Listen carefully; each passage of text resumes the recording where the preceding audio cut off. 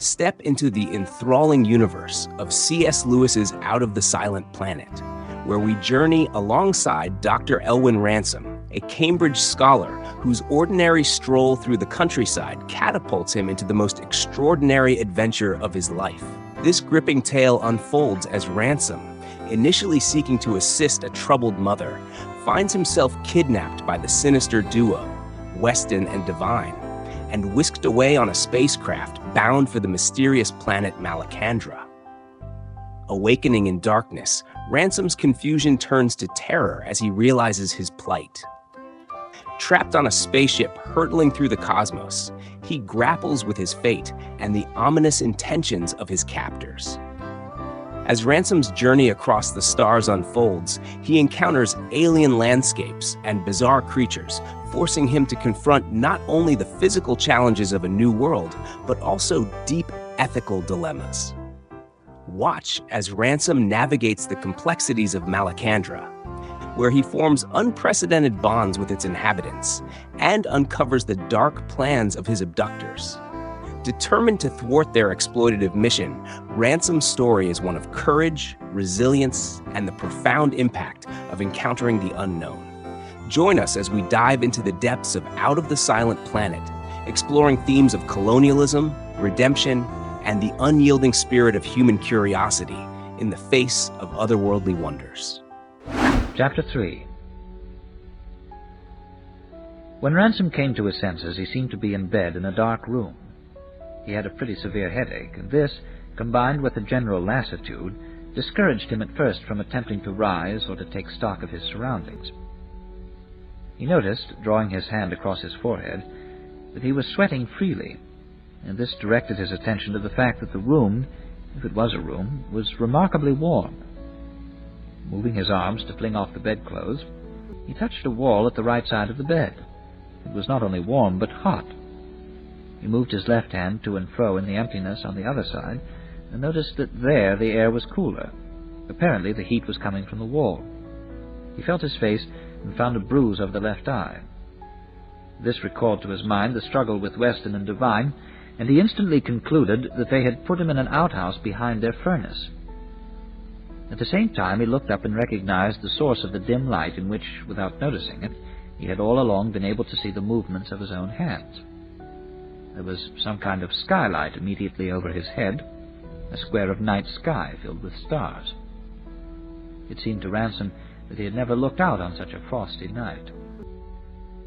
Pulsing with brightness as with some unbearable pain or pleasure, clustered in pathless and countless multitudes, dreamlike in clarity, blazing in perfect blackness, the stars seized all his attention, troubled him, excited him, and drew him to a sitting position. At the same time they quickened the throb of his headache, and this reminded him that he had been drugged. He was just formulating to himself the theory that the stuff they had given him might have some effect on the pupil, and that this would explain the unnatural splendor and fullness of the sky, when a disturbance of silver light, almost a pale and miniature sunrise, at one corner of the skylight, drew his eyes upward again. Some minutes later the orb of the full moon was pushing its way into the field of vision. Ransom sat still and watched. He had never seen such a moon, so white, so blinding, and so large. Like a great football just outside the glass, he thought. And then, a moment later, no, it's bigger than that. By this time he was quite certain that something was seriously wrong with his eyes. No moon could possibly be the size of the thing he was seeing. The light of the huge moon, if it was a moon, had by now illuminated his surroundings almost as clearly as if it were day. It was a very strange room. The floor was so small that the bed and the table beside it occupied the whole width of it. The ceiling seemed to be nearly twice as wide, and the walls sloped outward as they rose, so that Ransom had the impression of lying at the bottom of a deep and narrow wheelbarrow. This confirmed his belief that his sight was either temporarily or permanently injured. In other respects, however, he was recovering rapidly, and even beginning to feel an unnatural lightness of heart, and a not disagreeable excitement. The heat was still oppressive, and he stripped off everything but his shirt and trousers before rising to explore. His rising was disastrous, and raised graver apprehensions in his mind about the effects of being drugged. Although he had been conscious of no unusual muscular effort, he found himself leaping from the bed with an energy which brought his head into sharp contact with the skylight and flung him down again in a heap on the floor. He found himself on the other side against the wall, a wall that ought to have sloped outwards like the side of a wheelbarrow, according to his previous reconnaissance. But it didn't.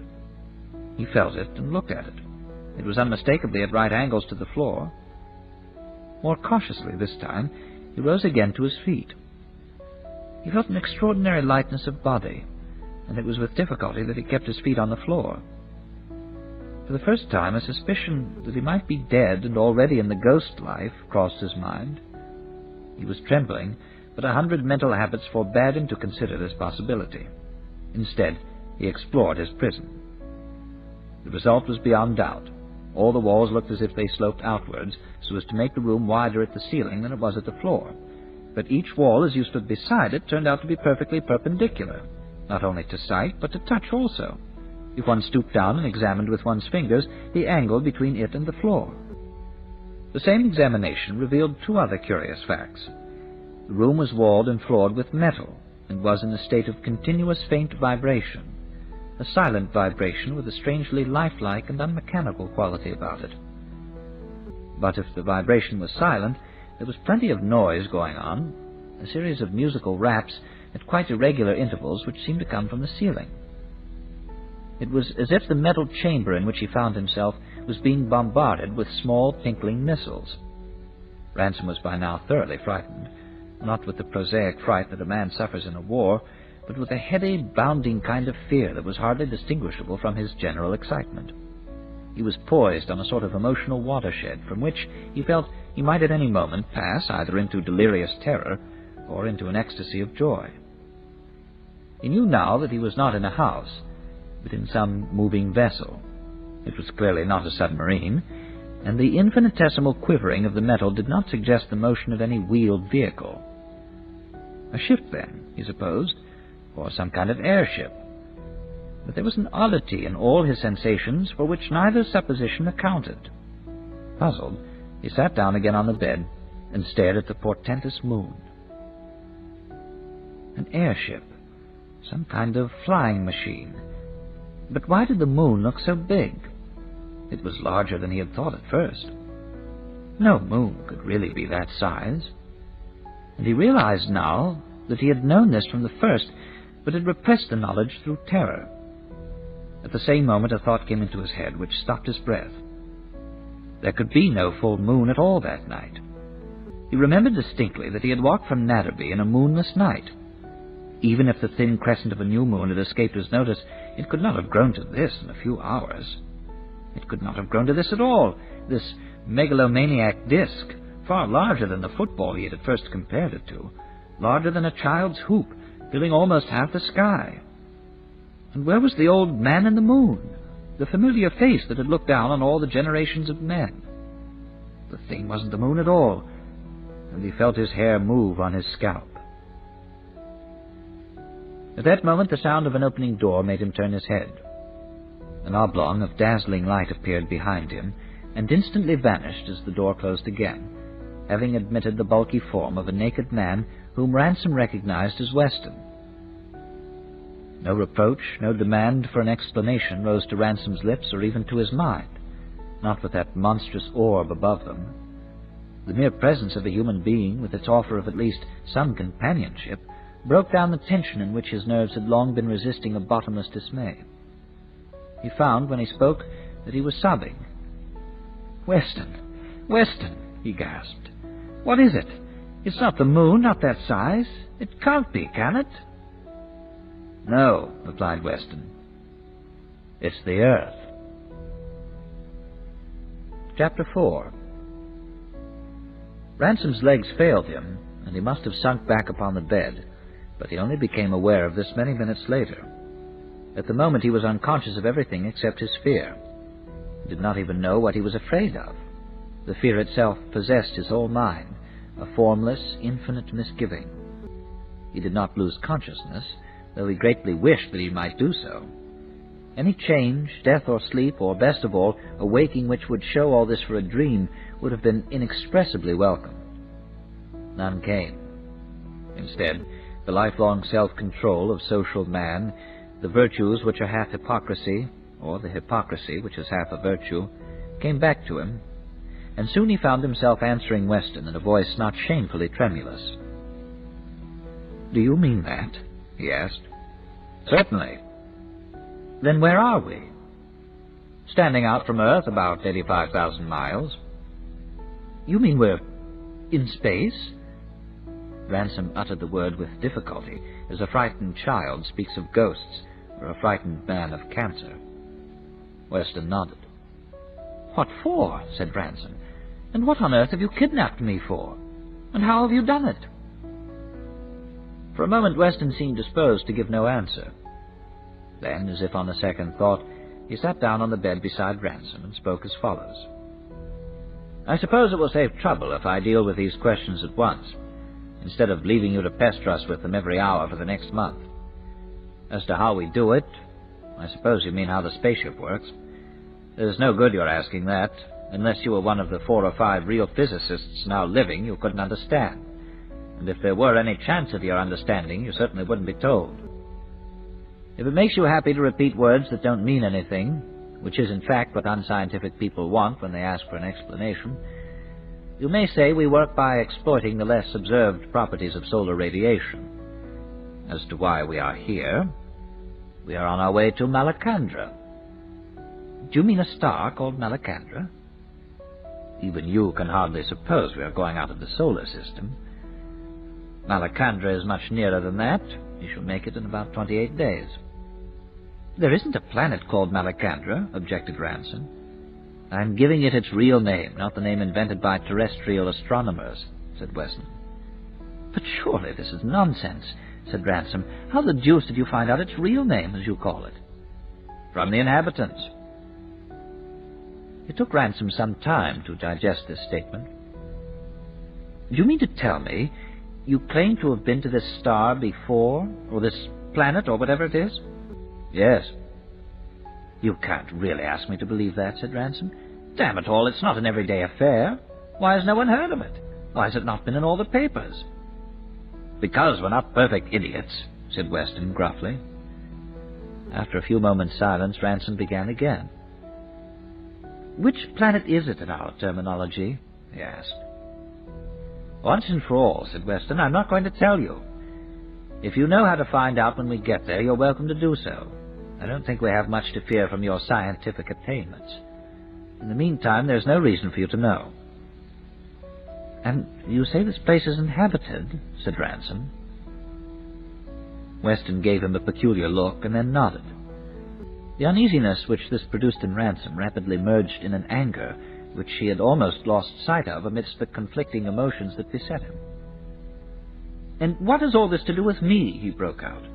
"You have assaulted me, drugged me, and are apparently carrying me off as a prisoner in this infernal thing. What have I done to you?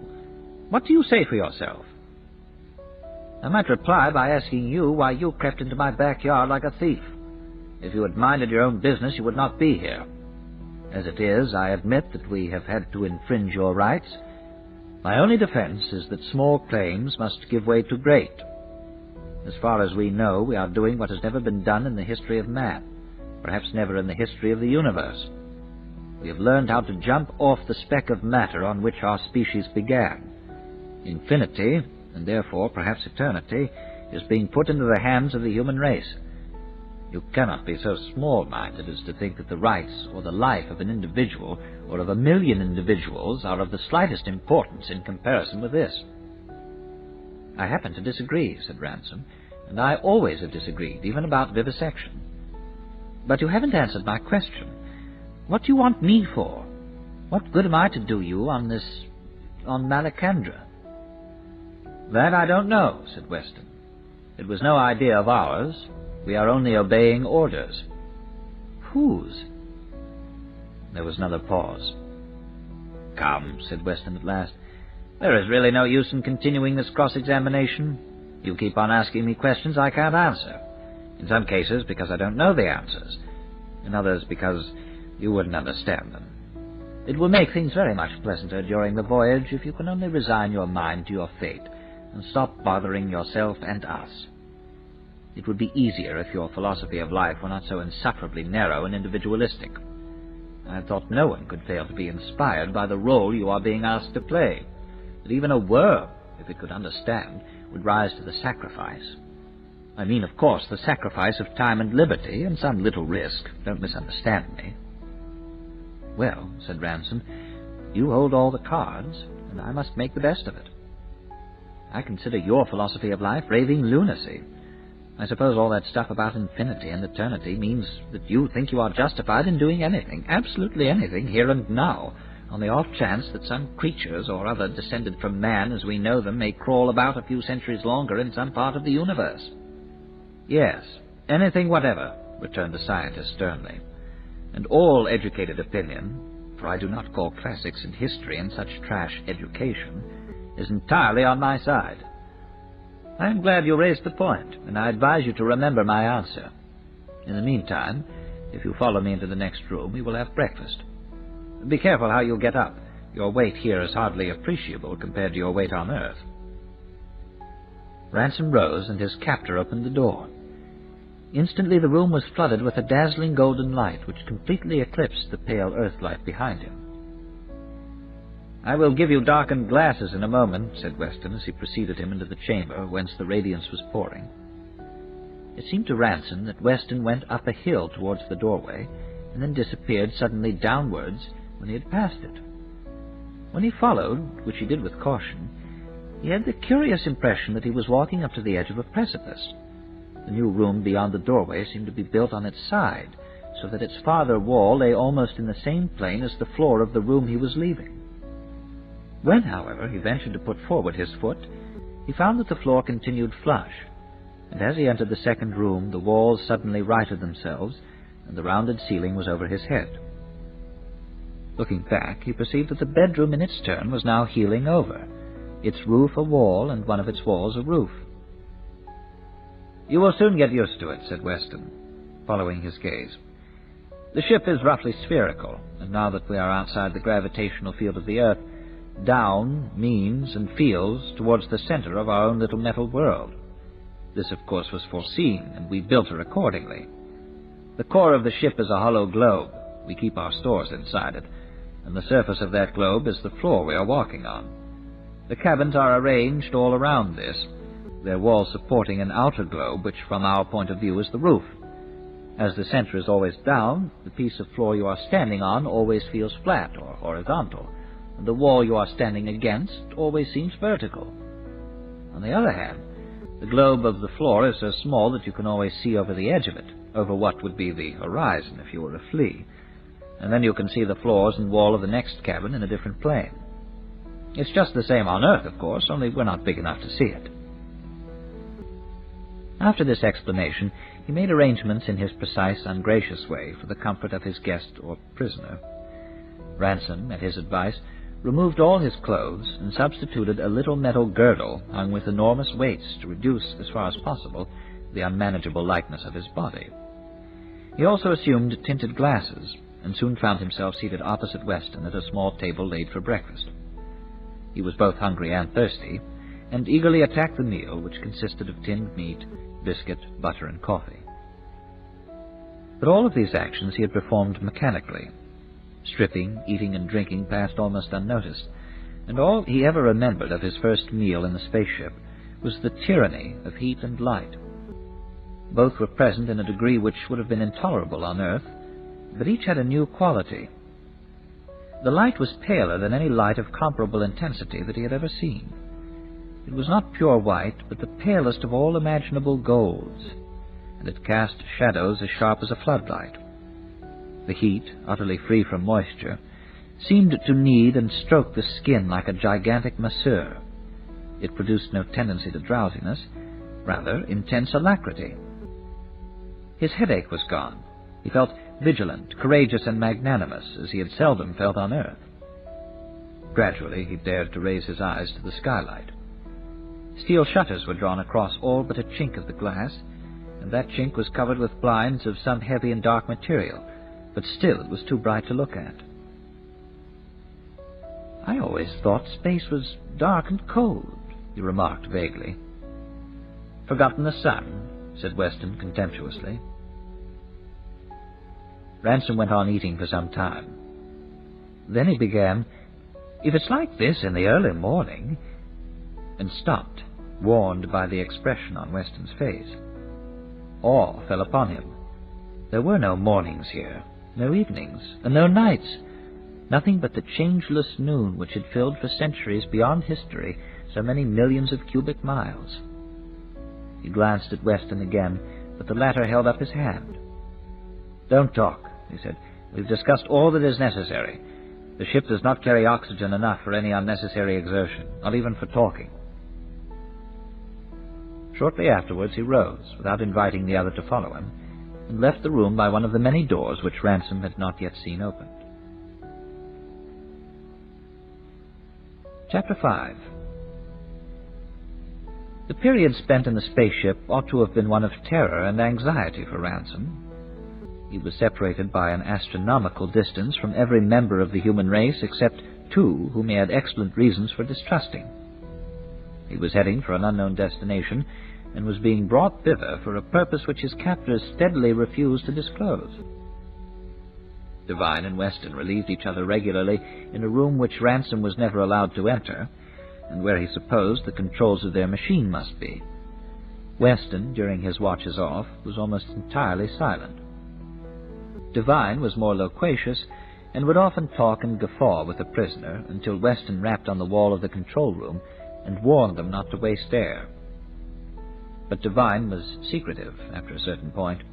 He was quite ready to laugh at Weston's solemn scientific idealism. He didn't give a damn, he said, for the future of the species or the meeting of two worlds. "There's more to Malacandra than that," he would add with a wink. But when Ransom asked him what more, he would lapse into satire and make ironical remarks about the white man's burden and the blessings of civilization. "It is inhabited, then?" Ransom would press. "Ah, there's always a native question in these things," Devine would answer. For the most part, his conversation ran on the things he would do when he got back to Earth. Ocean-going yachts, the most expensive women, and a big place on the Riviera figured largely in his plans. "I'm not running all these risks for fun." Direct questions about Ransom's own role were usually met with silence. Only once, in reply to such a question, Devine, who was then in Ransom's opinion very far from sober, admitted they were rather handing him the baby. "But I'm sure," he added, "you'll live up to the old-school tie." All this, as I have said, was sufficiently disquieting. The odd thing was that it did not very greatly disquiet him. It is hard for a man to brood on the future when he is feeling so extremely well as Ransom now felt. There was an endless night on one side of the ship, and an endless day on the other. Each was marvelous, and he moved from one to the other at his will, delighted. In the nights, which he could create by turning the handle of a door, he lay for hours in contemplation of the skylight. The earth's disk was nowhere to be seen. The stars, thick as daisies on an uncut lawn, reigned perpetually, with no cloud, no moon, no sunrise to dispute their sway. There were planets of unbelievable majesty, and constellations undreamed of. There were celestial sapphires, rubies, emeralds, and pinpricks of burning gold. Far out on the left of the picture hung a comet, tiny and remote. And between all and behind all, far more emphatic and palpable than it showed on Earth, the undimensioned, enigmatic blackness. The lights trembled. They seemed to grow brighter as he looked. Stretched naked on his bed, a second Danae, he found it night by night more difficult to disbelieve in old astrology. Almost he felt, wholly he imagined, sweet influence pouring or even stabbing into his surrendered body. All was silence but for the irregular tinkling noises. He knew now that these were made by meteorites, small drifting particles of the world's stuff that smote continually on their hollow drum of steel. And he guessed that at any moment they might meet something large enough to make meteorites of ship and all. But he could not fear. He now felt that Weston had justly called him little-minded in the moment of his first panic. The adventure was too high, its circumstance too solemn for any emotion save a severe delight. But the days, that is, the hours spent in the sunward hemisphere of their microcosm, were the best of all. Often he rose after only a few hours' sleep to return, drawn by an irresistible attraction to the regions of light. He could not cease to wonder at the noon which always awaited you, however early you went to seek it. There, totally immersed in a bath of pure ethereal color and of unrelenting, though unwounding brightness, stretched his full length, and with eyes half closed in the strange chariot that bore them, faintly quivering through depth after depth of tranquillity far above the reach of night, he felt his body and mind daily rubbed and scoured and filled with new vitality. Weston, in one of his brief, reluctant answers, admitted a scientific basis for these sensations. They were receiving, he said, many rays that never penetrated the terrestrial atmosphere. This book is continued on cassette number 2, side 1. Out of the Silent Planet, by C.S. Lewis, continued on cassette number 2, side 1. But Ransom, as time wore on, became aware of another and more spiritual cause for his progressive lightening and exaltation of heart. A nightmare, long engendered in the modern mind by the mythology that follows in the wake of science, was falling off him. He had read of space. At the back of his thinking for years had lurked the dismal fancy of the black, cold vacuity, the utter deadness which was supposed to separate the world. He had not known how much it affected him till now that the very name space seemed a blasphemous libel for this empyrean ocean of radiance in which they swam. He could not call it dead. He felt life pouring into him from it every moment. How indeed should it be otherwise, since out of this ocean the worlds and all their life had come? He had thought it barren. He saw now that it was the womb of worlds, whose blazing and innumerable offspring looked down nightly, even upon the earth, with so many eyes. And here, with how many more? No, space was the wrong name. Older thinkers had been wiser when they named it simply the heavens which declared the glory, the happy climes that lie where day never shuts his eye, up in the broad fields of the sky. He quoted Milton's words to himself lovingly, at this time and often.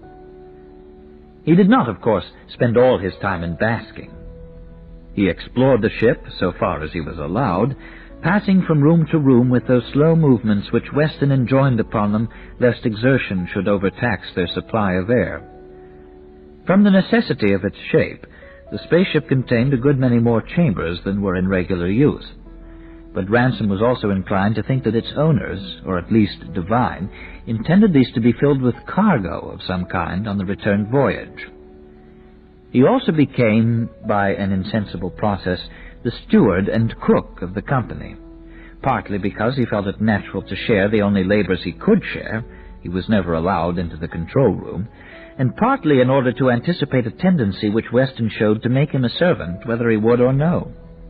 He preferred to work as a volunteer rather than in admitted slavery, and he liked his own cooking a good deal more than that of his companions.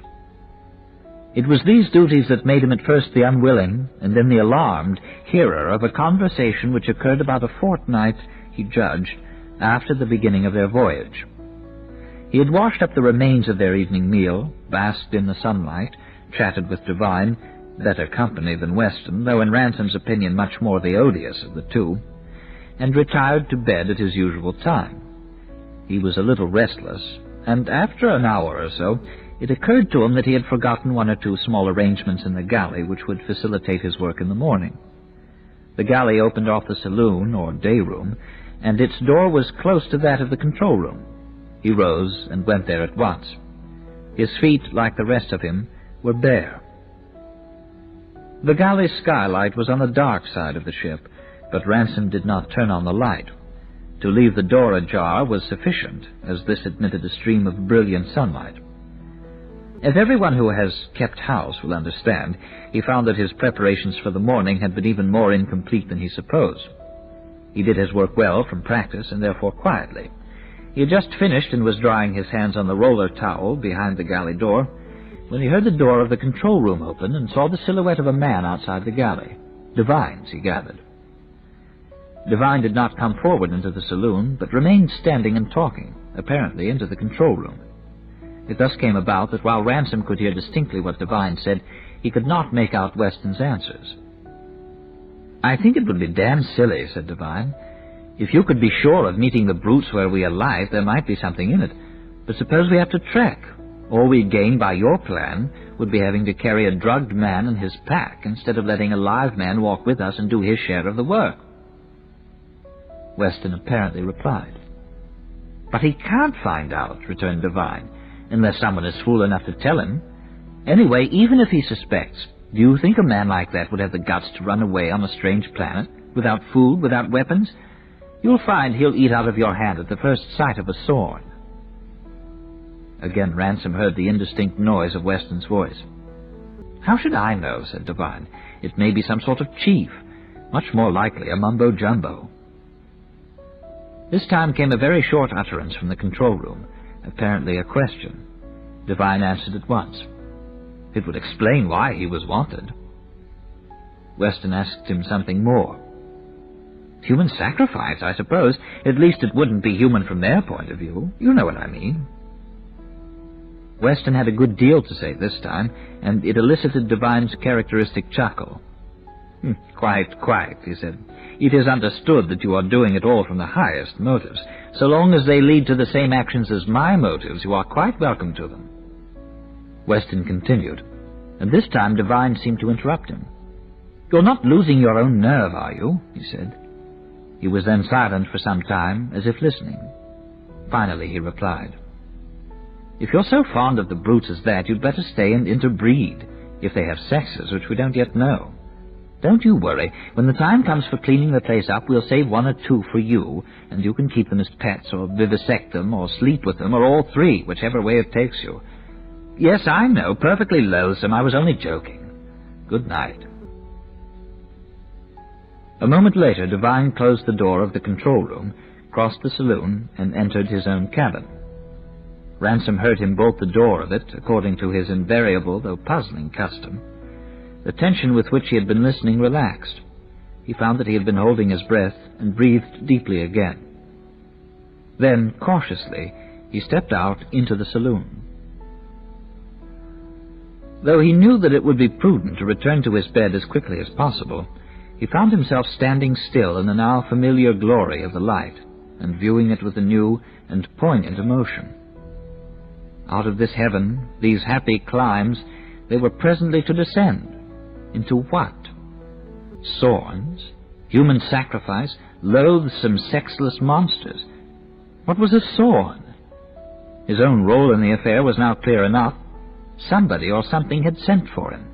It could hardly be for him personally. The somebody wanted a victim, any victim, from Earth. He had been picked because Devine had done the picking. He realized for the first time, in all circumstances a late and startling discovery, that Devine had hated him all these years as heartily as he hated Devine. But what was a Sorn? When he saw them, he would eat out of Devine's hands. His mind, like so many minds of his generation, was richly furnished with bogies. He had read his H.G. Wells and others. His universe was peopled with horrors such as ancient and medieval mythology could hardly rival. No insect-like, vermiculate, or crustacean abominable, no twitching feelers, rasping wings, slimy coils, curling tentacles, no monstrous union of superhuman intelligence and insatiable cruelty seemed to him anything but likely on an alien world. The Sorns would be... He dared not think what the Sorns would be. And he was to be given to them. Somehow this seemed more horrible than being caught by them. Given, handed over, offered. He saw in imagination various incompatible monstrosities, bulbous eyes, grinning jaws, horns, stings, mandibles, loathing of insects, loathing of snakes, loathing of things that squashed and squelched, all played their horrible symphonies over his nerves. But the reality would be worse. It would be an extraterrestrial otherness, something one had never thought of, never could have thought of. In that moment, Ransom made a decision. He could face death, but not the Sorns. He must escape when they got to Malacandra, if there were any possibility. Starvation, or even to be chased by Sorns, would be better than being handed over. If escape were impossible, then it must be suicide. Ransom was a pious man. He hoped he would be forgiven. It was no more in his power, he thought, to decide otherwise than to grow a new limb. Without hesitation, he stole back into the galley and secured the sharpest knife. Henceforth, he determined never to be parted from it.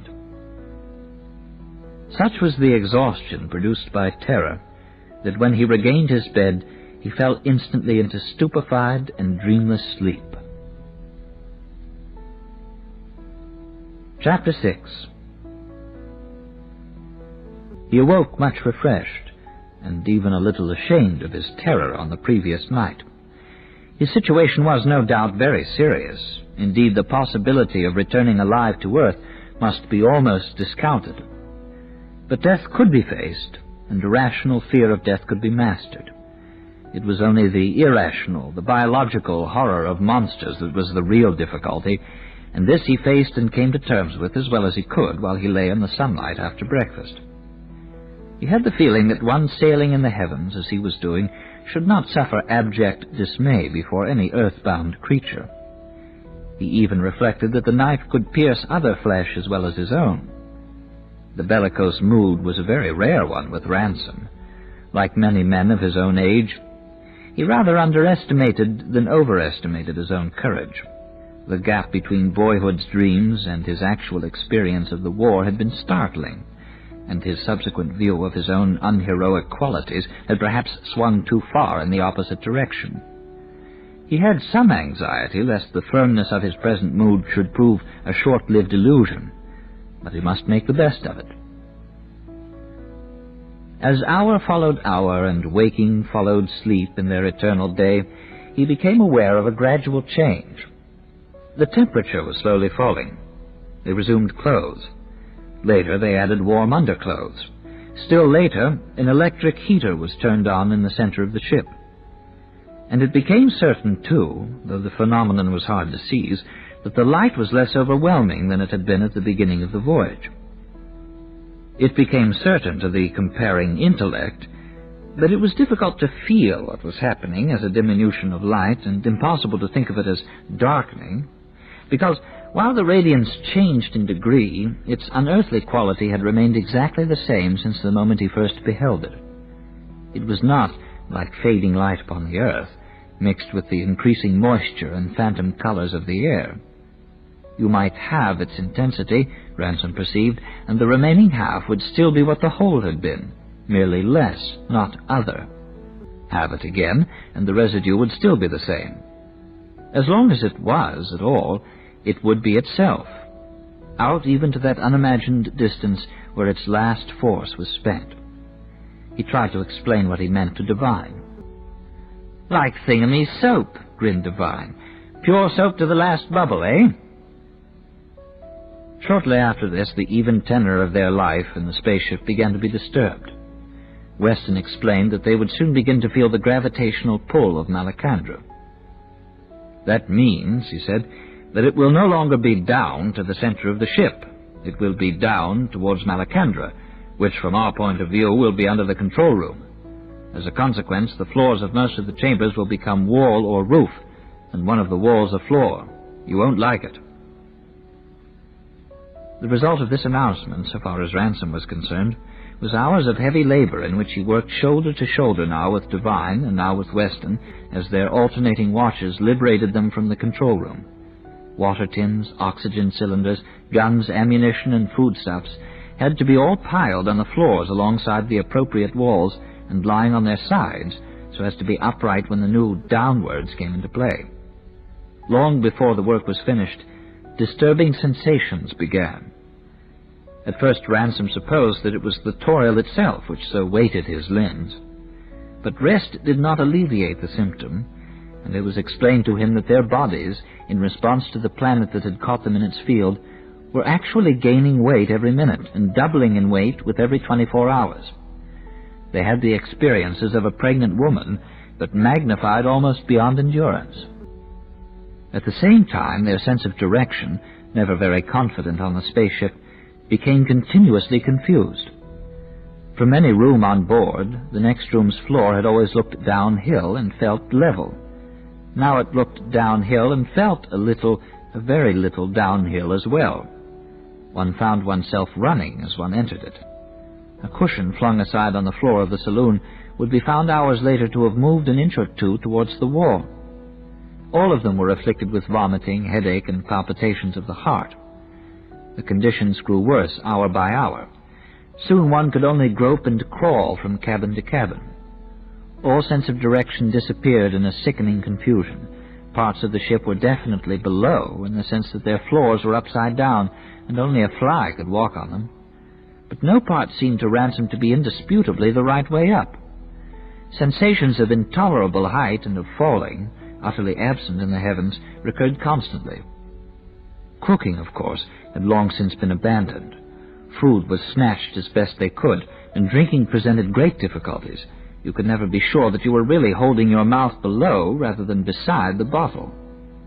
Weston grew grimmer and more silent than ever. Devine, a flask of spirits ever in his hand, flung out strange blasphemies and coprologies, and cursed Weston for bringing them. Ransom ached, licked his dry lips, nursed his bruised limbs, and prayed for the end. The time came when one side of the sphere was unmistakably down. Clamped beds and tables hung useless and ridiculous on what was now wall or roof. What had been doors became trapdoors, opened with difficulty.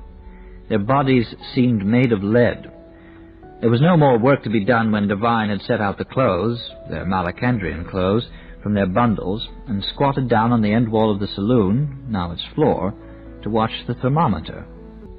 The clothes, Ransom noticed, included heavy woolen underwear, sheepskin jerkins, fur gloves, and eared caps. Devine made no reply to his questions. He was engaged in studying the thermometer and in shouting down to Weston in the control room. "Slower, slower," he kept shouting. "Slower, you damned fool. You'll be in air in a minute or two." Then sharply and angrily, "Here, let me get at it." Weston made no replies. It was unlike Devine to waste his advice. Ransom concluded that the man was almost out of his senses, whether with fear or excitement. Suddenly the lights of the universe seemed to be turned down.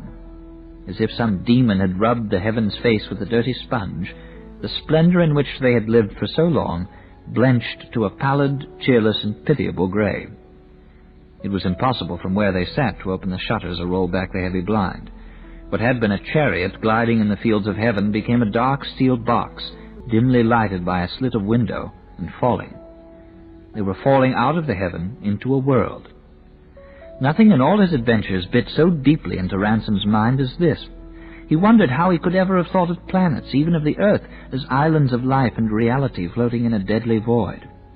Now, with a certainty which never after deserted him, he saw the planets, the earths, he called them in his thoughts, as mere holes or gaps in the living heaven, excluded and rejected wastes of heavy matter and murky air, formed not by addition to, but by subtraction from, the surrounding brightness. And yet, he thought, beyond the solar system the brightness ends. Is that the real void, the real death? Unless, he groped for the idea, unless visible light is also a hole or gap, a mere diminution of something else, something that is to bright, unchanging heaven as heaven is to the dark, heavy earths. Things do not always happen as a man would expect. The moment of his arrival in an unknown world found Ransom wholly absorbed in a philosophical speculation.